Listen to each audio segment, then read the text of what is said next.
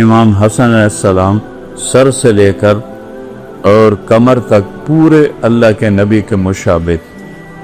اور کمر سے لے کر پاؤں تک پورے اپنے باپ کے مشابہ۔ امام حسین علیہ السلام اس کا الٹ تھے، سر سے لے کر کمر تک حضرت علی کے مشابہ تھے، اور کمر سے لے کر پاؤں تک اللہ کے نبی کے مشابہ تھے۔ اس مشابہت کی وجہ سے کبھی آپ محبت میں کہتے علی حسن میرا بیٹا ہے، حسین تیرا بیٹا ہے، تو حسن سے محبت کا اظہار زیادہ تھا، تو آپ نے حضرت حسن کو پلایا، حضرت حسین کو پلایا، پھر بیٹی فاطمہ کو پلایا، خود نہیں پیا، بچا ہی نہیں۔